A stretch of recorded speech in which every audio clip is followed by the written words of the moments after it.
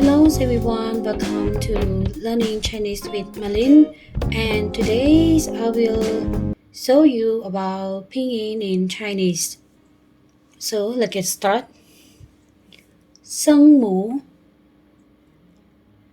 There are 23 consonants in Pinyin. There are bo, po, mo, fo, de, te, ne, le, ge, ke, he, ji, qi, si, zhi, zhi, si, yu, zhe, che, se, i, wu. 韵母 a, o, e, i, u, ü, i, a, ui, ao, o, il, ie, yue, r, an, in, un, an, yun, ong. So, in Chinese, there are 4 tones. We call 声调 a, a, o, o, o, e.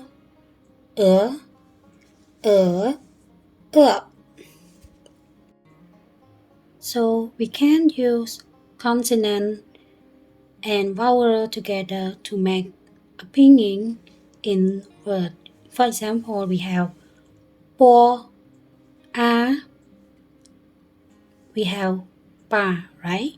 So the first tone, pa, the second, pa, the third, pa, the fourth, pa, pa, pa, pa, pa. And in another example, like ne, a, we have na, and we put the first tone na, na. It's easy, right? So let's continue to consonant plus vowel, and then you can put the fourth tones in the word, and then you can try to repeat it. So you can practice the tone on how to pronounce in Chinese.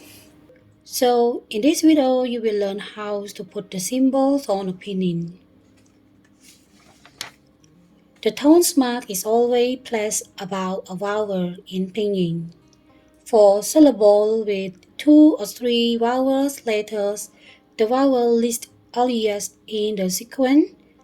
For example, a, o, e, i, u, ü get the tone mark. So let's see in the example. Ni. So the tone mark is put on the vowel e. Wo. So the tone mark we put on o. Hao. The tone mark we put on the r, because r is in front of o, so the tone mark is put on r. So we have hao, han.